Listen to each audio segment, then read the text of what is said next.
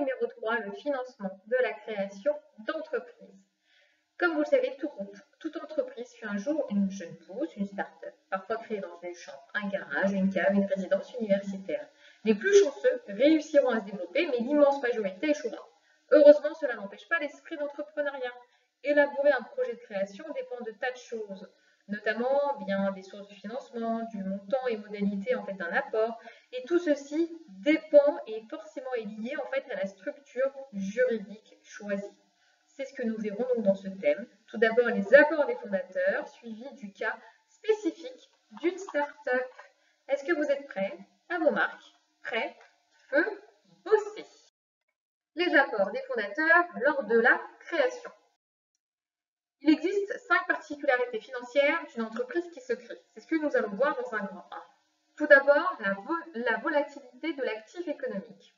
Beaucoup d'entrepreneurs qui se lancent ont une idée d'un produit, un service, mais n'ont pas encore de modèle économique pour couvrir les coûts, rentabiliser les capitaux investis. Si on prend le cas de Google, eh bien, les créateurs voulaient donc un outil de recherche efficace, basta, ils n'étaient pas sûrs d'y arriver, et ils n'avaient pas franchement d'idée sur le paiement, les recettes en fait escomptées. Plus tard, l'idée de la publicité est arrivée. Ensuite, il est important de montrer ici que les micro-entreprises connaissent un véritable succès. En effet, donc, beaucoup d'entrepreneurs préfèrent opter pour le statut d'auto-entrepreneur, maintenant micro-entreprise, un vrai succès, près de 200 à 300 000 créations par an, parce que disons que c'est beaucoup plus simple de commencer en prenant peu de risques. On a une grande facilité en fait de création avec ce type de statut qu'on abordera dans le cas d'un TD. Il faut également insister sur le fait qu'il y a un développement qui n'est pas linéaire. Il y aura forcément des réorientations, l'appel de fonds, suite à une nouvelle politique commerciale, le lancement d'un nouveau produit. Donc on aura forcément des étapes successives à la création, donc qui entraînent une volatilité, encore une fois, de notre actif. Le rôle crucial du fondateur. On a effectivement donc une entreprise qui est souvent créée par une personne ou un petit groupe de personnes. Il porte un projet, une vision, parfois un charisme, et tout ceci est indispensable pour affronter qui? La concurrence. C'est plus ou moins l'antithèse de l'investisseur. Son objectif premier n'est pas que financier, c'est-à-dire s'enrichir, il est avant tout humain, créé. Enfin, la nécessité d'un financement externe. En effet, rares sont les entreprises qui se créent et qui génèrent une capacité d'autofinancement, c'est-à-dire qu'elle dispose d'une épargne suffisante pour pouvoir investir et dépenser. Au départ, beaucoup de pertes, forcément, suite en fait aux dépenses de la vie quotidienne, du cycle d'exploitation, suite aux investissements, et un flux de trésorerie qui est négatif. C'est pourquoi, effectivement, il est utile, voire indispensable, de recourir en fait à un financement externe. Un rôle plus actif des investisseurs. Les investisseurs ont espoir d'avoir investi dans la prochaine licorne, c'est-à-dire une entreprise qui va générer une valeur supérieure à $1 milliard, parfois même un centaure, donc une valeur supérieure à $100 000, peut-être même un poney, donc dont la valeur est supérieure à $10 000.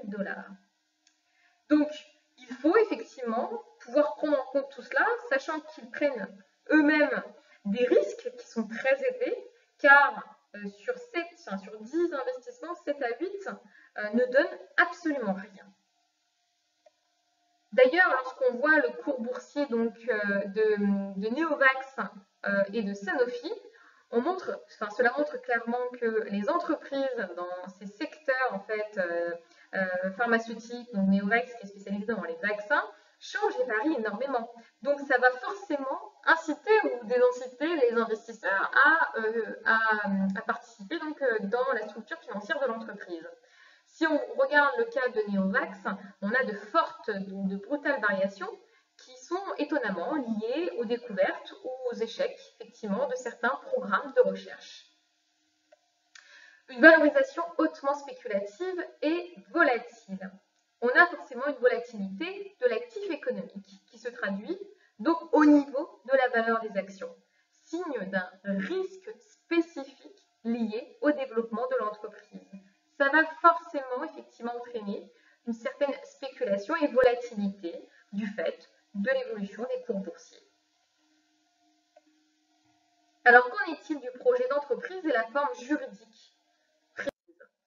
C'est ce que nous allons voir maintenant. Donc, l'apport en capital selon la forme juridique. Tout d'abord, insistons sur le fait qu'il existe plusieurs formes, donc plusieurs statuts juridiques, et tout ceci va avoir un impact sur son capital, et ce capital donc, peut être en nature, numéraire ou en savoir-faire. En effet, l'apport en capital réalisé par les futurs associés se matérialise sous forme d'apport en nature, le fonds de commerce, en numéraire et en savoir-faire.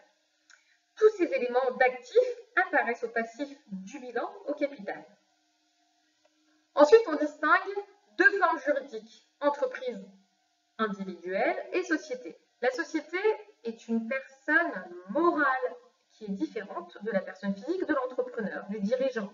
On dissocie vraiment les deux, ce qui est donc une chose très importante pour comprendre la suite, notamment lorsqu'on crée un statut, lorsqu'on crée une entreprise avec un statut particulier, la dissociation en fait des deux, personnalité physique et morale, va avoir un impact, va permettre de limiter en fait la responsabilité du dirigeant. Donc nous verrons ça bientôt. Ensuite, la structure de financement. Donc la société a une structure de financement qui lui permet par la suite de se développer et d'ouvrir son capital. Ainsi que la transmission d'ailleurs de l'entreprise qui sera plus simple, facilitée, notamment donc, dans le cas de cession de parts, de titres, plus simple qu'une entreprise. Si on prend le cas du directeur commercial d'une grande société de l'agroalimentaire, M. Pida, il souhaite quitter la région parisienne, s'établir en tant que veto dans la Drôme. Sa clientèle serait donc constituée d'entreprises d'élevage de la région. Au cours des mois précédant sa prise de décision, il a élaboré différentes projections qui évoluent en fait selon d'abord ses ambitions, ses doutes, ses possibilités de développement de l'activité. Il va aller voir son expert comptable et se poser la question sur les caractéristiques de l'apport à effectuer. Dans le cas où il souhaite mener son projet sans perspective de développement particulier, son choix s'oriente vers une création d'entreprise individuelle. C'est effectivement une mise de fonds qui sera peu importante, plus facile, et lui permettant, si on a une possibilité de croissance, de s'associer et de changer, bien évidemment, de statut de la société, de l'entreprise. Il existe donc différents types de statuts. Nous allons aborder ici les trois principales. Tout d'abord, l'entreprise individuelle.